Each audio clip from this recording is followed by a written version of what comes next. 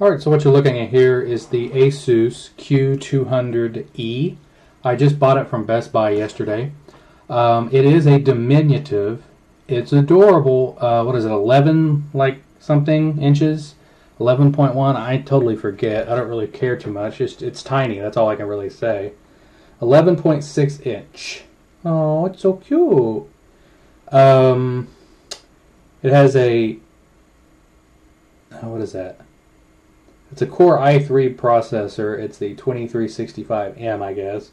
It has a 500 gigabyte hard drive. It is only 5400 RPM. It has 4 gigabytes of DDR3, and it has Windows 8 64-bit. And again, I got it just down the street over at Best Buy. They had quite a few in stock. And as you can tell by looking at the display, it is obviously not a matte finish. It is reflective, and I like reflective. I mean, I know you get fingerprints, but reflective displays are just easier to see and read. I don't care what anyone says. I've had non-reflective and reflective matte finishes. It's nice to have matte finishes when you're in front of a window, but what difference is if you can't see the text very clearly? For whatever it is, for me, reflective displays are they pop more. And text is clearer in my opinion for whatever reason. Now it is, especially on this cute little display. So as I said, it's very diminutive. It is a fingerprint magnet, but it is very small and light. It weighs like, what was it, 2 pounds? One thing is the fan is right here on underneath here. And I'm looking at my hand on screen, so I did this. I'm not looking at where my hand actually is. So, there's the fan port right there. It does get kind of loud with the fan. I mean, not loud, it's noticeable, I would say. And this is why I think it's underneath. If they could somehow put it on the side or something, it probably would have been better. It does have an HDMI port and then USB 3.0.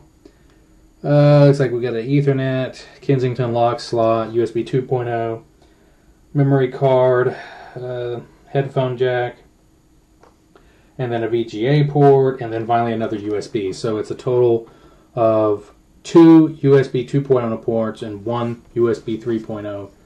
Right here is USB 3.0, and then there's one here, 2.0, and then another one over here on this side. But there is no DVD or Blu-ray or anything, no media drive.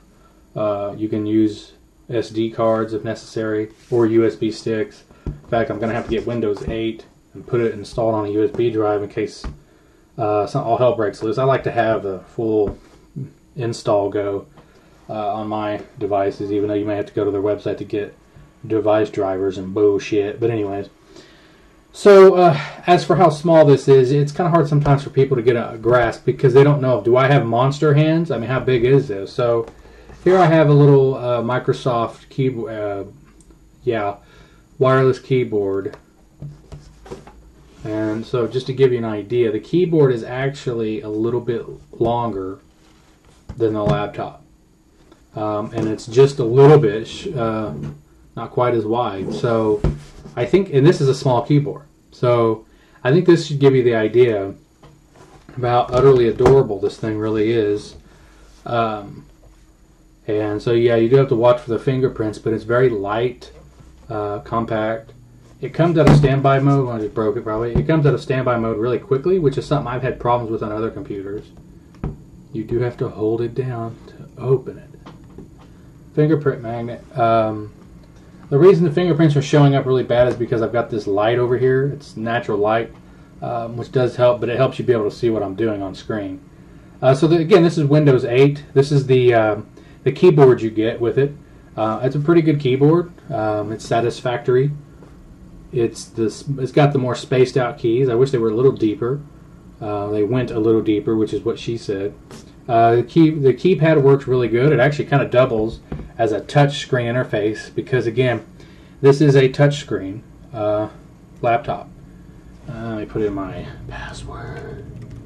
People always hide their passwords like someone's going to come in and break in the house and I'm going to log on to this $500 PC.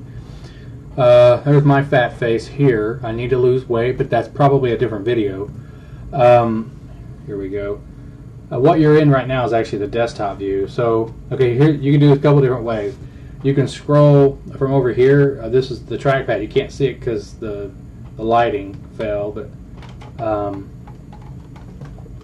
yeah, fat arm. Over here you can swipe in, and it will bring in the new year. Now it'll bring up your settings here where you can change the brightness.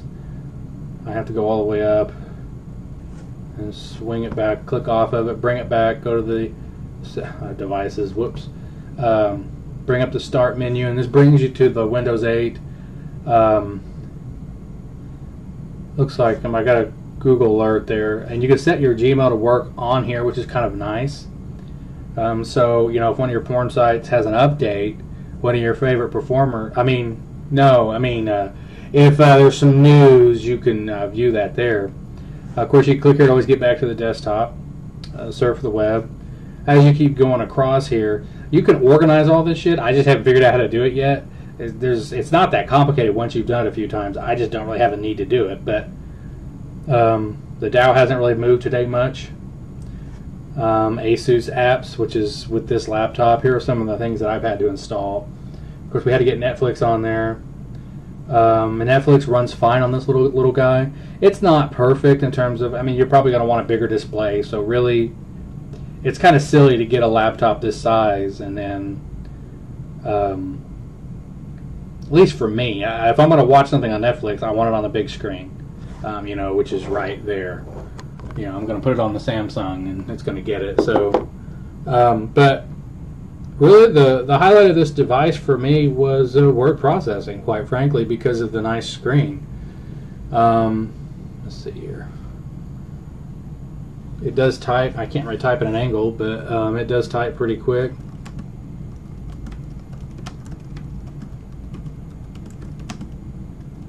Ugh. Fox runs up the back side of Obama. I don't know. I just made it up as I go here. So it types really quickly. The font's very readable from what I can tell. I don't know. It's kind of hard, you know, of course, when you're doing a video of a video, essentially. It's always kind of tricky getting it to...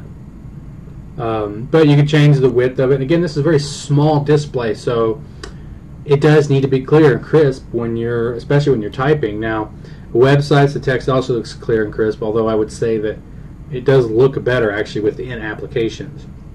And that's sort of a new issue that computers or laptops are going to. Windows 8 is a very big change from Windows 7. It's better for Microsoft. I see that now. I understand what they're trying to do because it allows them to encourage developers to create better applications with these little tiles. So I don't know if I have ESPN on here or not anymore. Let me see.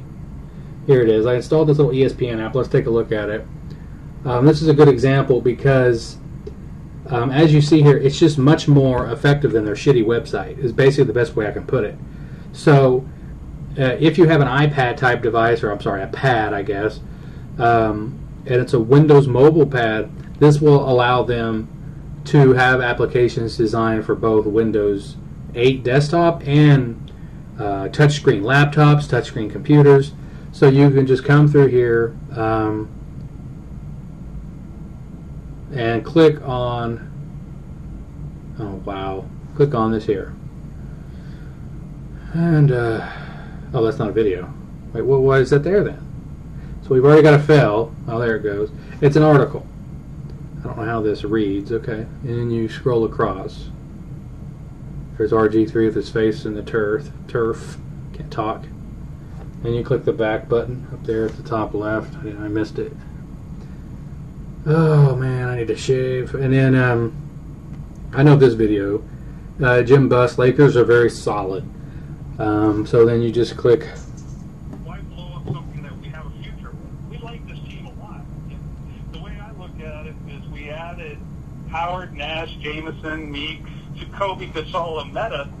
How can you not believe in this team? You know, this team is built to win, and it's a very, very solid team. With injuries, we haven't.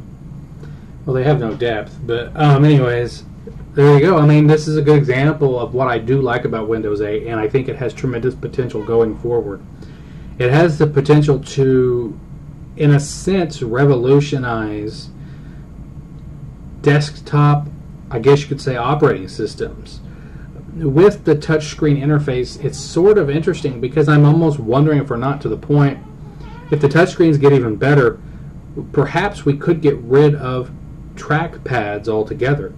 And I wouldn't be surprised if that happened in the next, maybe 10 years, I don't know, so maybe 5 years. This shit happens fast in computers. Because I find myself using this touchscreen a lot. And when you think about it, if the touchscreen is responsive, then why do I need a trackpad? And if every application is designed for usage without one, then so be it. Go for it. So I don't know, just something I've kind of been thinking about. But what I wanted to say though actually is that this touchpad is very responsive. It's one of the best ones I've ever used. In fact, I would say it's the best I've ever used, although I haven't used a ton. Mostly you see them on, of course, the pads, the iPads and all that stuff. Now the iPad has a pretty good touchscreen, but as far as a all-in-one desktop or a laptop, it's the best touchscreen I've ever used, and you can get to it at $500. And there's a really good keyboard here, as I guess I pointed out. I don't remember at this point. So ultimately, what we're looking at here, though, is it's a 500 gigabyte hard drive, and that's sort of nice. It gives you a lot of space. But me being the geek crack whore that I am, I'm going to probably upgrade it to SSD. It's just a matter of time when and how it gets it. But I don't know that it's necessary to do that, because if you go to SSD, though, you're going to lose a lot of space. You're probably going to get like a 256 gigabyte hard drive. Well, this has 500 gigs. So, but since it's the slower one, you are kind of like, well, damn it. But anyways, Core i3, 500 gigabyte hard drives, 4 gigs of RAM. Core i3, it's a decent, good computer, laptop that'll get you into Windows 8. And to be used at for a work computer or a school computer would be perfect, especially for people in college becoming debt slaves for the rest of their life. They can track all of their school loans that they can't pay back on this laptop. And at least the laptop will be light, so it won't add to your heavy burdens that you're already going to have by going to one of those slave colleges and paying off your $60,000 college loan that you won't be able to pay back because there aren't any good jobs. I got a little bit sidetracked there, but that's okay. So there you go. This is a review of the Asus Q200E. Like I said, right now you get it at Best Buy for $4.99. And if you go online, you will see the reviews for it are good too. So this is Fat Libertarian. I don't think I forgot anything. Oh, it does have a webcam. Oh boy, it's a really good one. Not. The webcam kind of blows. Battery life kind of sucks, but I'm not surprised. It has a smaller adapter for it. When you plug it in, it doesn't have the huge brick. It just has a smaller one, so I did kind of like that. So there you go. See ya. Where's the off button?